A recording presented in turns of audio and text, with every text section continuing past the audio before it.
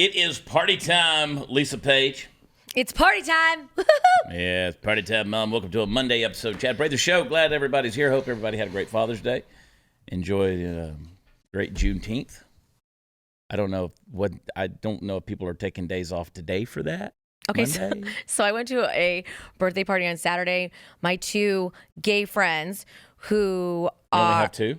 I'm sorry, what? You only have two? My two gay friends, my only two in life. Mm-hmm. But they had a birthday party for their daughter, and they are black. And I said, "Did you guys plan this birthday party on for Juneteenth?" And she was like, my friend Sharice goes, "Girl, no, I don't do that. I don't care. I don't understand why all my friends are getting their nails done today, getting their hair done today." She's like, it's just another day. We did not plan this party. They actually had rescheduled the party. It was supposed to be this weekend, but they had to move it back for some reason. But she did not seem to. She respects it. She understands Juneteenth is a great thing, but she wasn't like. Didn't plan around Juneteenth. Exactly. You know how like all weekend long it was all we heard. We're going to get into some Juneteenth talk today. I got things to say. Oh, okay. It is a great thing. Yeah. But I got some things to say about it. Party Pal Steve's at the pub in the Mothership with your Studio 22. How many bangs have you had today? How many coffees? No coffee today, Nope. Surprisingly. Just On your sixth bang? one. Yeah. Not even finished with it. All right. Puppet Master Mark, Candace Queen, hanging out at the helm. Monday. It's going to be a great week. I'm headed, Steve as well. When I say I mean we. Always with Steve. Headed to Port Charlotte, Florida. So funny. Jesse Payton keeps asking. He thinks I'm going to change my mind. Jesse's going to be there at the show. We're going to be at the Vasani Comedy Club. Incredible restaurant, too, there in Port Charlotte, Florida, which is the Fort Myers-ish area, Punta Gorda, that area. Beautiful area. Jesse keeps saying, okay, so I'm covering my airfare and my hotel, right? I'm like, still yes. Still yes. Sometimes Jesse's like, hey, can I come do this show with you? Sure can. Yeah. But you got to get yourself there. Yeah, exactly. Okay, so what's the details on this thing? Well, I'll see you there. I mean, to Jesse Payton's credit, Jesse's never asked for anything, but he does like to double check. Hey, is there any? Nope, still nothing.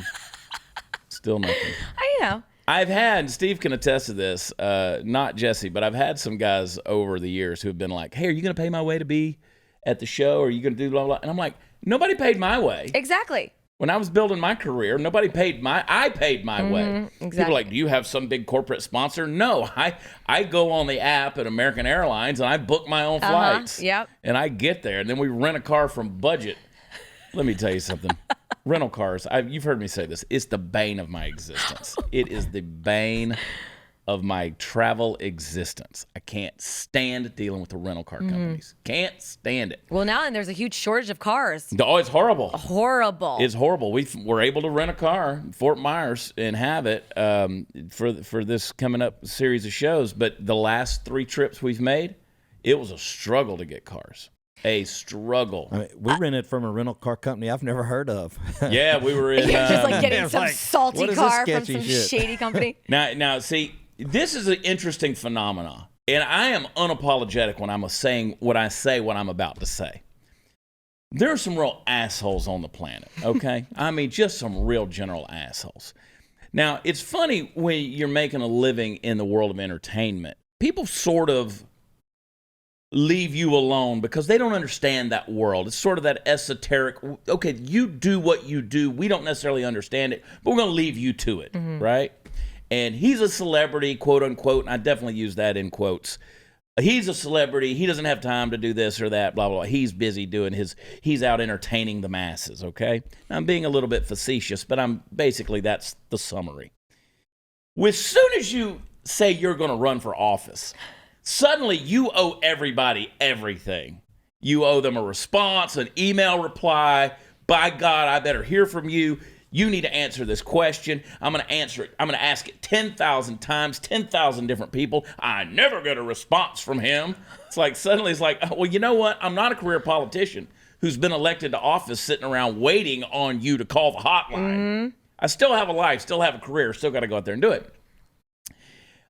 Unless I'm moving in with your family, then Guess what? I yeah. still got to work. Yep. Okay? Still have to take the time to do it. People are like, you need to be focusing on Texas. Why are you going to Florida? Well, because that's where the freaking gig is. Exactly. I mean, that's where it is. Do they think you just stop working Yeah, now just that you're stop. running? Suddenly just bam. Yeah. And you just got, all this kind of stuff. And I'm like, oh, God, I got some things we can get into today. Got the weekend, man, got to get it off my chest. But that's the stuff that, like, irritates me. It's like, still got to go to work. Yeah. And this week, we will be working in Port Charlotte, Florida. I don't think that they realize that your weekend gigs is a big income. I'm gonna do a break here. We're gonna take a break. When we come back, I'm gonna tell you why people think this way. All right, because I've figured it out, and I'll tell you why. But what if I told you that you could improve your health, boost energy, and support a healthy heart in less than 2 minutes per day? Field of Greens is unlike any other superfoods because it uses real USDA organic fruits and vegetables packed with antioxidants. Field of Greens can support heart health, metabolism, blood pressure, and digestion. Plus, it's pre and probiotic. It's a magical food. It really is. It's great for everybody in your family, the young ones, the old ones, the athletes. You got to make Field of Greens part of your daily routine. It's easy. Put a scoop in a glass of water, stir it up, drink it, you're done. And unlike other nutritional drinks, which rely on only one vegetable, Field of Greens is packed with 18 clinically researched essential fruits and vegetables, plus green tea, ginger, turmeric, and beets. Go to brickhousechad.com. Get 15% off your first order with the promo code CHAD. I spell it Chad at checkout. That's brickhousechad.com. The easiest and fastest way to start living a healthier life. Available in original flavor, wild berry, now lemon lime. And let me tell you, the lemon lime is delicious. Chad is the promo code at brickhousechad.com. We'll be right back.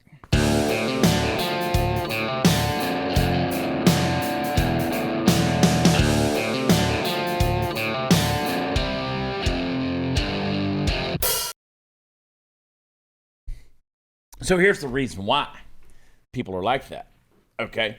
So, because we've experienced a few different forms of fans, fanatics, groupies, whatever you want to call them, like people that just attach themselves to certain industry, right? So you have the celebrity groupies, you have the fans, you have music groupies, you've got comedy groupies, you got celebrity groupies, right? You got just people that they're just fans. They're super fans. You have social media groupies. They're social media groupies. They're people who are just there. There are church groupies, okay? And groupies might not be the best word for any of that, but it's just the people who that's their world. That's just their world. That's what they like. It's what they enjoy. I mean, I know people who follow certain musicians all over the country. All over the country. They might see somebody 25, 30 times a year. But the political ones, they're interesting. They want to get invasive. They want to like get all up in your junk. No space. Because you are obligated to them. Because how dare you say you're going to run for office and not give me everything that I'm telling you. See, that right there tells me a couple of things. One, they think the reason they get that way and get so invasive and so and bossy about it is because everybody's a political expert these days. Everybody knows everything there is to know about politics. I'm running for office, and I don't know everything about politics. I mean, there's stuff I learn every single day, okay? Nobody knows it all, but people think they do. You know, everybody got a political science degree off of social media. But here's the thing.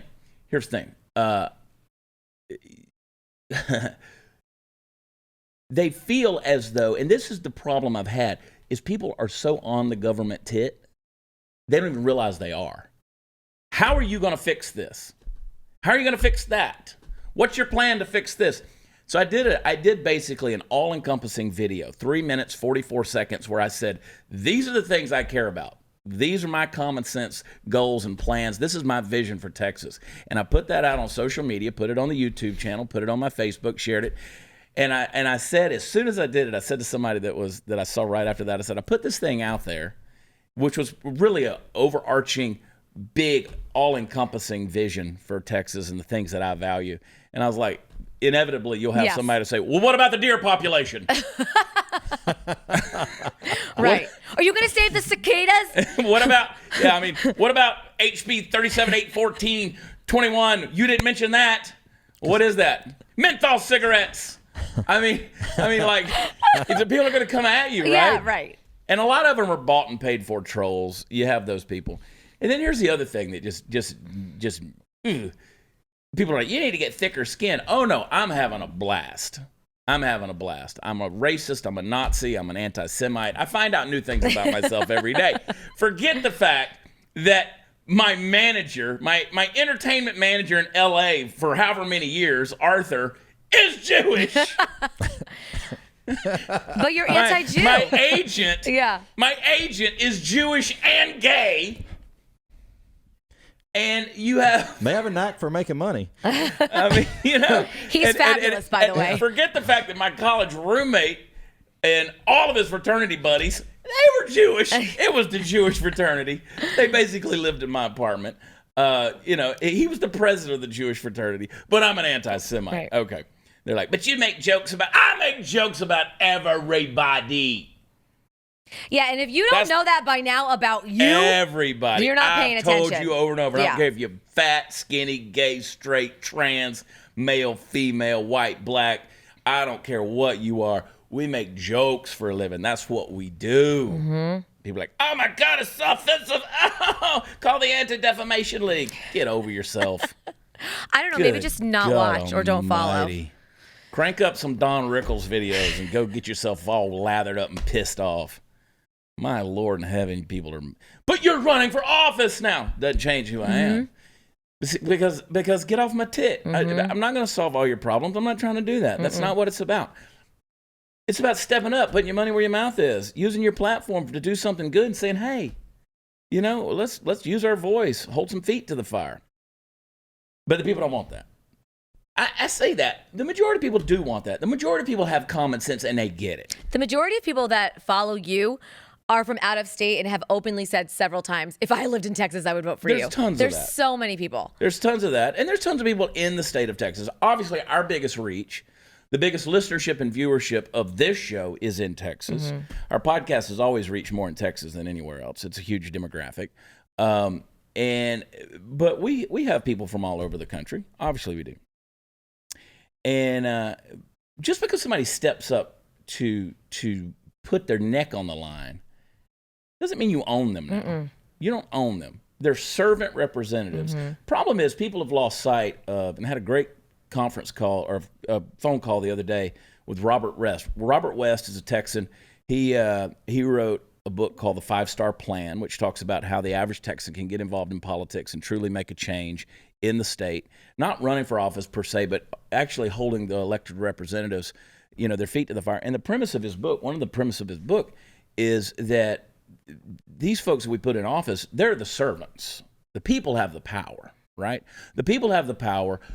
The people you elect, they are to be servant leaders. They go in, they represent the will of the people, and that's that. But you know, when somebody's running for something and saying, "Hey, I want to make a change," you don't own that person. You don't own that person. You never own that person. And speaking of owning people, we're going to get into the Juneteenth conversation in a little while because I want to unpack a little history for everybody in segments to come. But these are the kind of things that I'm like, wow, you know, no wonder the average person doesn't get involved. No wonder. It's ugly. They're like, you know, who wants that kind of scrutiny? Who wants that kind of just, you know, they come at you, you get the threats, you get the stuff about, we're going to expose this, expose that, and what about, and then you get the trolls. But the irritating thing, the real irritating thing to me are the people who, quote unquote, want small government and are tired of politicians being bought and paid for, and they want to work on different people's campaigns, and they really want to make a change. And you know what they do? They go off and hire themselves out to the highest candidate bidder. That's the funny thing to me. We'll get on the phone with these guys, and they're like, hey, we would really like to work for your campaign. We believe in what you're doing. We'd like to be a part. And it's like, okay, great. We would love for you to be a part. Okay, well, here's what it would cost for me to be a part. And I'm like, nah, yeah, we'll talk about it. I mean, I appreciate that's your job, but we'll talk about it. No, they're going after that money. They're going after the money. And then you see them, they jump on and they're like, I am so proud to throw my support 100% behind XYZ candidate. Right. I've seen a couple of political, like, you know, fan groupies of yours on, you know, different platforms. They're supporting you, but they're also supporting 3 other candidates in their post. And it's like, oh, Okay. Well, and I'm fine with that too. Well, let's throwing spaghetti up against the wall and seeing which one sticks, and they're going to be right there. I helped. I had them from the very beginning, Yeah. and that's the funny thing about politics, because or political activists are these people who work in politics, and they're like, I've supported this person the entire way. No, that person just happened to pay you $80,000, right? And now you support them 100%, right? And that's why I posted yesterday on Facebook. I said, if a candidate will spend a ton of money to get elected, guess what they're going to do once they get elected? Don't believe the idea that they're just going to stop spending money. They run on this campaign of cutting spending and cleaning house and getting rid of the pork and getting rid of the slush and all of that stuff, but they're spending exorbitant sums of money just to get elected. Horse pucky! You're going to do the same thing, except now it'll be easier because it's not their money. It's your money they're spending now. And they're going to spend that money on people that spent money on their That's campaign. exactly right. And make You sure look that at Joe their Biden. agendas get pushed. You look at Joe Biden. What was the guy? Gosh, what was his first name? Schaub, the guy who was on the Obama in the Obama administration. He said, "I'm a effing moron for supporting Joe Biden, because Joe Biden, we knew he was going to be plain vanilla. We thought he was going to be plain vanilla, that we wanted plain vanilla, but he was going to end all the nepotism and stuff." He said he turned out to be worse than what Trump was in terms of putting family members and people that were business associates, family members, into high positions of power.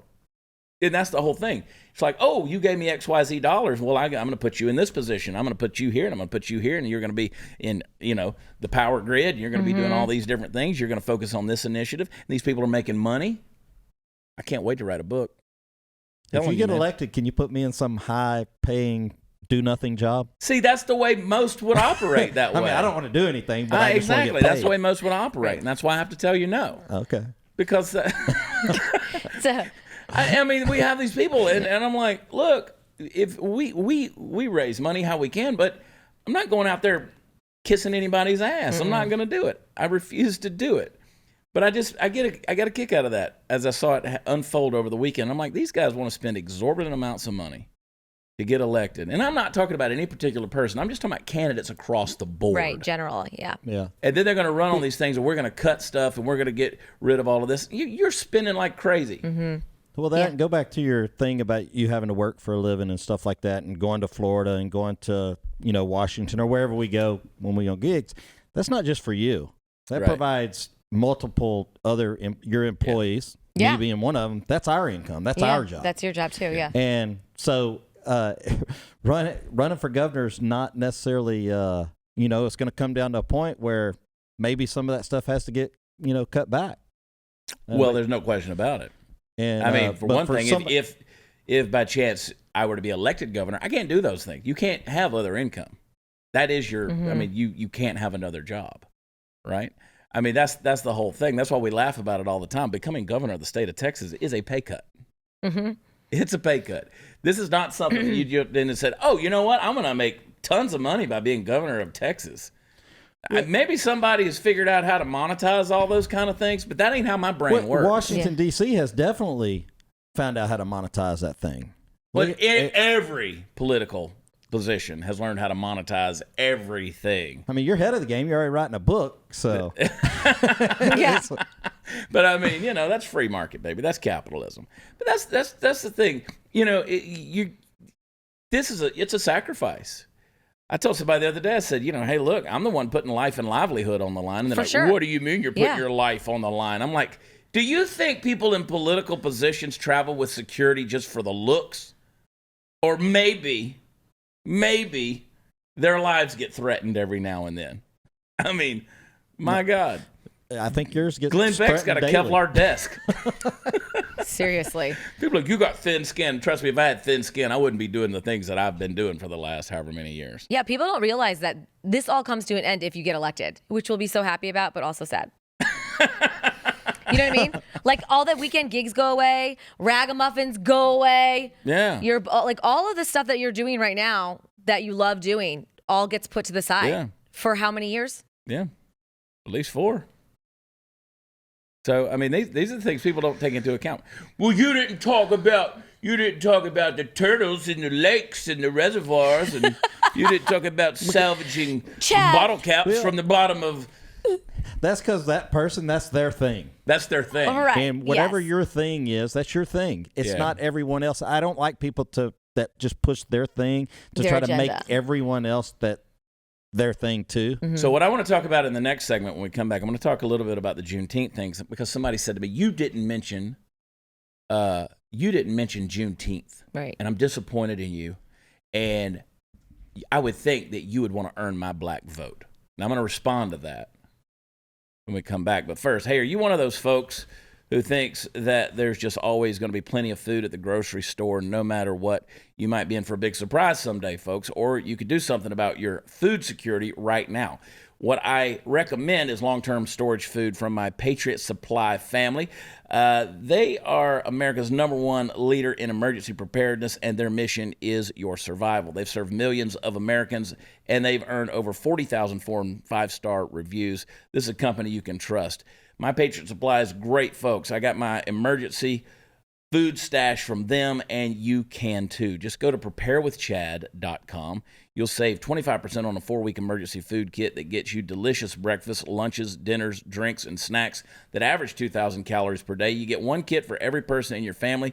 Since you can save 25% each, it makes sense. Just get the food you need before the next emergency hits. Preparewithchad.com. I want you to go to preparewithchad.com. It's delicious, and we'll be right back.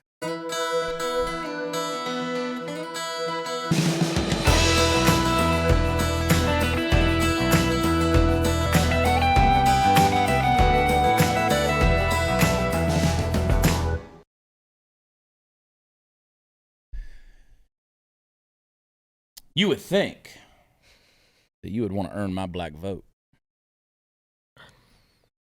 Votes aren't black. Votes aren't Hispanic. Votes aren't white. I get what you're saying. Votes see no color. Votes. All votes matter. I was listening to David Webb this morning on Patriot Radio, and he was talking about the old Archie Bunker episode where Archie got the blood, had to get a blood transfusion or whatever. Blood was donated, and it was a black person's blood, and how he freaked out, but it ultimately saved him because it was blood from a black woman, I think it was. And it's like blood. Blood doesn't care what color container it comes in, right? I'm so sick of all of this conversation that's just never going to go away now. Mm-hmm. It's here forever. Yeah. I mean, at what point in time do we start separating people by their eye color? Exactly. Yeah. One person has blue eyes, one person has green eyes, one has brown eyes. I think Hitler already did that, didn't he? I mean, it's just the insanity of the whole thing. It's ridiculous. Yeah. Oh, you're wearing green contacts, but you actually have blue eyes. You are appropriating green eye color. I mean, that's how ludicrous that whole thing is. It's so everyone notices color. They notice skin color. And if you say you don't, you're stupid and you're lying. You walked in today, we were in the makeup room, and you said, you look tan. Have you been out in the sun? And I have been all weekend long. You notice my skin color. Did I accuse you of racism? Did I accuse you of stereotyping? Did I accuse you of prejudice? Did I accuse you of accosting my culture of sun tanning? Well, yes, you did to all of those. No, just kidding. Steve said, you know what, Lisa, you look like you've got some sun too. And you said, well, I was out at the pool, okay? So everyone notices skin color. Very few people in America, truly, if you're being honest, very few people make a judgment based on the skin color. Noticing skin, so I don't see skin color. Yes, you do. Yeah. Stop it. Yes, you do. The only thing you could say is that I don't make judgment based on skin color. Exactly. I'm not going to base my judgment of you based on what you're wearing, what shoes, what car you're driving. I'm not going to do that. Okay. No, I may. I mean, I may make. I mean, my if judgment. only. Okay, but let's talk about that. I'm not going to judge the character of you as a human being. Now, you come driving up in a Rolls Royce, I'm going to be like, okay. Yes. Because let's face it, your vehicle is, in one sense, a mobile identity, okay? If I pull in your house and you're in a McMansion behind a gated community and I got to tell a security guard my name, I can make certain assessments about probably where you're living and your status in life. I'm not going to judge your character because you could be a saint, you could be an ass. I don't know. Your house doesn't determine that. Your car doesn't determine that. Whether you're wearing Levi's, Jordache, Lee's, or FUBU, it don't matter. I don't even know if they make Jordache jeans anymore. But you know, look, we make characteristic judgments without making judgments of character. Right. And all the time. Yes. All the that's time. actually a good statement. Yeah. We make characteristic judgments without making judgments of character. And that's fine. That's how you know if you're attracted to somebody or not. That's how you know if you want to be somebody's friend or not. And so this whole idea of you got to earn my black vote. Right, like hold it over your head. Like as if it's so what you're saying is I need to pander. Right. Because I have never in the history of ever made a post about Juneteenth. Juneteenth is a thing that we've honored in the black community has honored in the state of Texas for a long time. For a long time. But it's been a thing that, like Kwanzaa, it's a holiday that was observed by certain members of the black community. But suddenly, Joe Biden comes along and says, we're going to make it a national holiday. Now, Joe Biden has never given a rat's ass about Juneteenth. He's pandering. Joe Biden didn't know what Juneteenth was. Until Kamala Harris told him. Exactly. Make it a national holiday. So now, that'd be like saying, okay, we're going to make Kwanzaa a national holiday. Well, I've never observed Kwanzaa. Okay? Juneteenth is a historical thing. The emancipation of slaves, the final emancipation of slaves in the state of Texas, it's something to be celebrated. Okay? But all of a sudden you're going to make this thing a thing like, oh, you're not. Well, suddenly you didn't wake up and pander to me because Joe Biden gave some edict from on high and told you that it's now a national holiday. Should it be a national holiday? I have no problem with it being a national holiday. Fantastic. What I do have an issue with is just like everything else, when suddenly you have to politicize your national holiday, or you have to politicize some stance and make it something that you got to cram down everybody's throat, right? See, it's the same deal as wanting to cross out 1776 and say that's not when America was founded. By the way, I'll be singing the national anthem tonight at the Rangers game along with the Ragamuffins. Never turned down an opportunity to honor that flag. You write 1619 and say that's when America was founded, because that's the date that the first slave came to America, which I want to correct you on that too in a moment. Now you want to say, okay, 2 weeks before July the 4th, the Independence Day, we're gonna have a national black holiday called Juneteenth, because now the emancipation takes precedence. The independence of slavery and the emancipation of slavery takes precedence over the independence of America. See what I'm saying? See, they're already starting. The folks are already, the political left are already starting to politicize this thing. Because now what it's going to do, you just mark my words. You can tell me that I'm full of it and all this kind of stuff. You just mark my words. You give it time. Maybe another year or two, a little on down the line. Juneteenth will be the thing that takes precedence over July the 4th. Because they will have politicized it to the point where it doesn't matter, because we're all being indoctrinated with critical race theory, and until we embrace it completely and realize that we're all guilty. If you're white, you're guilty. You're guilty. That you got to embrace Juneteenth. You better hope you get my black vote. Well, you see where I'm going with this? Yeah. Now, you know, the critical race theory is so goofy. I was having a conversation with somebody yesterday, and I said, you're obviously damned if you do, damned if you don't with critical race theory, right? If I see a black family coming towards the door, I'm walking into a restaurant and I hold the door open for them. Did you do that because they were black? Right. That's racist. Yes. If I don't hold the door, did you not do that because they were black? You're racist. So it doesn't matter what you do. And that's the whole thing. We got to end this stuff. This idea of saying that that black men and women and black families, they can't be successful in America because they're oppressed. BS. Yeah. It's the least racist nation on the planet.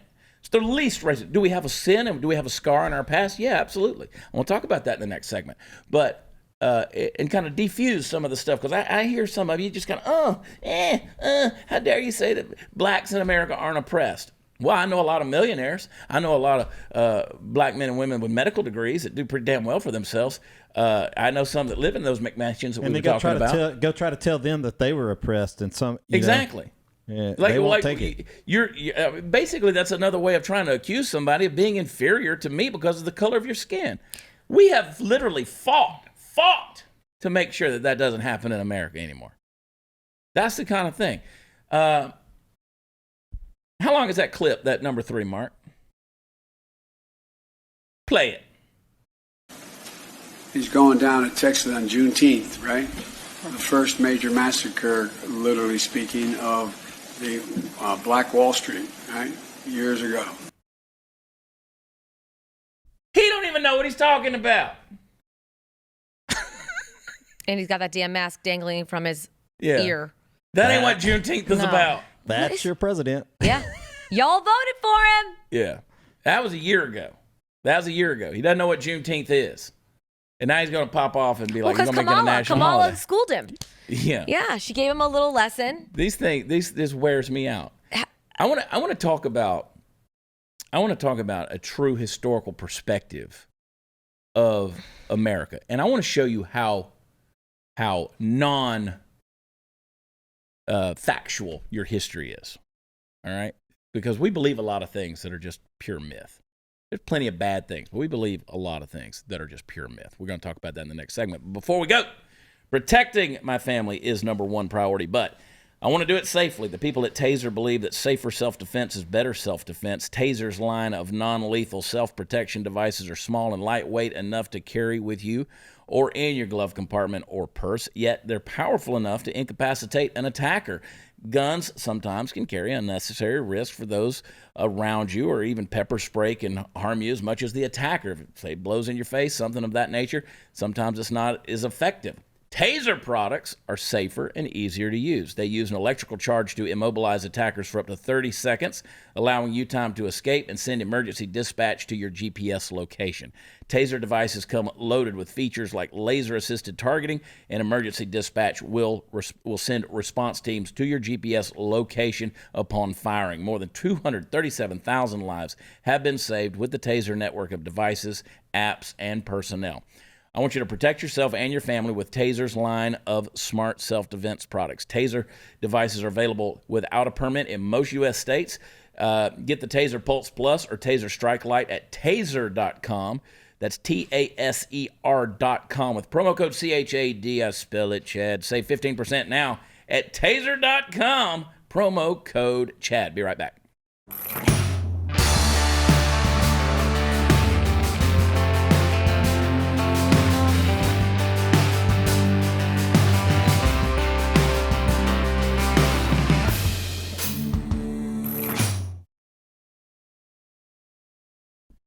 So,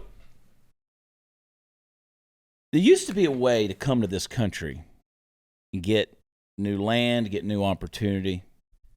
Even if you were poor, you couldn't afford the commute, couldn't afford the travel, couldn't just come across the ocean. What you did was you indentured yourself. You basically made yourself collateral or a loan. Say there was someone here in America, they were a landowner, they needed people to work that land. You indentured yourself to that landowner. They paid for you to get on the boat. They paid for you to come over, and you worked off your debt to them through a period of indentureship. Okay. The majority of people who came to this country came not under slavery, but many came under indentured servitude. All right. Didn't matter what color you were. Okay. Europeans came the same as anybody else. There was a black man by the name of Anthony Johnson who came in 1619, not as a slave, but he was indentured. He worked off his indentured period of time. He became a landowner because when you were done, they gave you the land that you had worked off and all these different things. You worked for it. They gave him the land, and he became very successful. He became wealthy. This is a black man who came here in 1619. 1619, of course, when they say the first slave, no, Anthony Johnson didn't come here as a slave, came here as an indentured servant, became wealthy, okay? He had a number of indentured servants who were brought in, and he actually, get this now, folks, get this. Don't let me lose you. He had a guy that he took to court who was an indentured servant who said, this guy owes me so much, I'm suing him that he is going to be indentured to me for the rest of his life. The court ruled in favor of Anthony Johnson, the black landowner, against another black indentured servant. And guess what? That man became a slave. So a black man sued in order to have a man indentured to him for life, another black man.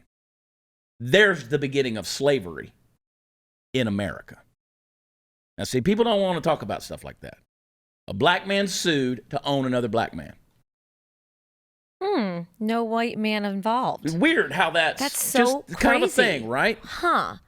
Now, that being said, I want to remind everybody that there were 12.3 million black slaves between the period of 1500 and 1875. Okay? You know where the majority of those black slaves went? Where they were taken? They were taken to Portugal. Or they were traded by the Portuguese. Okay? Do you know who had the least percentage of black slaves brought to their land? Kind of weird. Wow. Yeah, America. Only 2.3% of that. Only 2.3%. That's 300,000 that were brought and were actual slaves, many of which were were owned by black slave owners. Now, I don't say that to minimize the atrocity that is slavery. But I want to remind everybody that America wasn't founded on the principles of slavery and racism as they want you to believe, okay? So this idea that our founding fathers were just a bunch of racists, that you got to remember, the original writing of the Declaration of Independence, Thomas Jefferson actually wrote that we had got to end, because again, even when northern states wanted to end slavery, they were still colonies. They couldn't because we were a colony of England. And King George still wanted slavery to be implemented. So it couldn't be abolished because King George kept it as a law. So Thomas Jefferson included that in the Declaration of Independence, that we're not treating men as equals. And he actually capitalized the word men when he wrote it. The only other words that he fully capitalized and highlighted was the United States of America. But he also included people who were indentured or slaves as men. But in order to get the thing passed and get it signed, there were different factions. They took that part out, okay? Sad but true. There were many founding fathers that never owned slaves. There were several founding fathers that owned slaves but then got rid of them, okay? At huge financial cost to themselves, okay? It'd be like giving away a huge portion of your business. Just say, this isn't right anymore. This isn't right ever. I got to stop this, got to quit it. And there were a handful of founding fathers, particularly from the South Carolina, one from Georgia, Abraham Baldwin specifically, the Pinckney brothers, Pinckney family from South Carolina, they were advocates for slavery, all right? But to sit there and make a big swath statement across the board and say, well, all of our founding fathers were for slavery. No, they actually weren't. They wanted the abolishment of it, okay? It was an ugly, ugly thing. But to try to say that America was founded on slavery, built on slavery, that everything here, we were the worst slave nation ever to exist, is absolutely fiction to history. It's just not true, okay? Now, we have a history of things that are problems, not the least of which was the Reconstruction South after the Civil War, because, let's face it, the whites didn't want to lose their power. They had been decimated, and in order to rebuild the Southern economy, they catered to many of the wealthier whites in the South, and they allowed them to implement things like Jim Crow laws. Okay, these are horrible things. They were terrible things. But we fought over the last century to end those things and stop those things. So to sit there and say that America was the worst, every skin color of every nationality, of every people type throughout history has owned one or the other. We all have. Blacks have owned blacks, blacks have owned whites, Muslims have owned Christians. There's still slavery in Africa. The whole reason we fought the Barbary pirates in the Mediterranean was because of the Muslim slave traders, the pirates who would come board these ships filled with Europeans and Americans and colonists, and they would take them into slavery. That's why Thomas Jefferson fought them. It's existed. Man's inhumanity to man. It's existed. But see, now we're trying to make this thing, this big intellectual deal where somebody, because at the end of the day, somebody owes somebody something. Mm-hmm. And if I don't get it, then you ain't getting my vote. All right? These are the kind of things that I'm like, until that type of rhetoric ends, we are just going to keep on having problems. And I bet you the guy that said you didn't earn my vote has no idea. Like, he probably doesn't know 90% of what you just stated. That story. Right. That particular, the details of it. Yep. Probably doesn't know. Yep. Well, thanks for the history lesson. That was great. Thank you, Chad.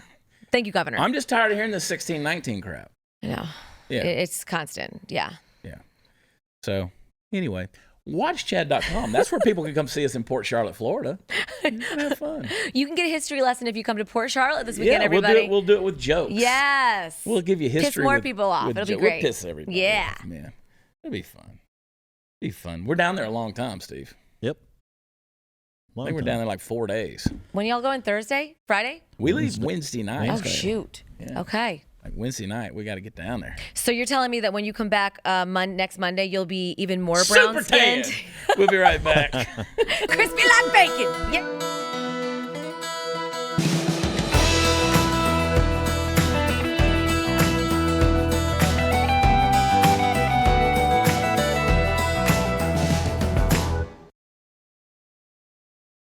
But enough about me. Party Foul Steve, how are you? Great. You have a good weekend? Yep. Got a lot of stuff cooking. This is the quietest he's ever been. I hadn't had coffee. I hadn't had What kind of stuff you got cooking? Yeah. all kinds of stuff. What kind of rubs are you using over there at the bar? I witnessed firsthand the variety of his spice rack at his house. He's got a lot of stuff. Got a lot of stuff. Yeah. So I'm spicy. a condiment. He loves collector. his condiments. Yeah, and everything's so orderly. Well, that's not me. That's Tony. I made hot dogs last night. I had a hot dog and a hamburger I love yesterday. hot dogs. So good. On the grill. Yeah. Yeah. I made the best hot dogs, man. I had me a big soft bun, put it on the griddle with butter. Yeah, the best. I mix my ketchup and my mayonnaise together. Do you? Yeah. I put a little cheese on that thing. Mm-hmm. No diet yesterday. No. So I'm in my fat pants today. Steve, did you gain weight all weekend? Yeah, I did. I overate all It's weekend. fine. You look good. Friend cooked for us, and we ate on it all weekend. I love it. Love it. Gonna go get some seafood down in Florida. Might even go fishing. Who knows? Might be down there. Never know. Yeah. Hey guys, do me a favor. Go to watchchad.com. That's where all the fun stuff is. And sign up at blazetv.com/Chad. We are literally kicking everybody else's butt. We got so many subscribers. I love the support that's there. And it's a good place for all of the stuff you need. And you get it right there, blazetv.com. And go to where podcasts are offered. Leave us a rating and review. We only take 5 stars. That's the way we like it. We will see you tomorrow night. It's Tuesday. Love you. God bless. Bye.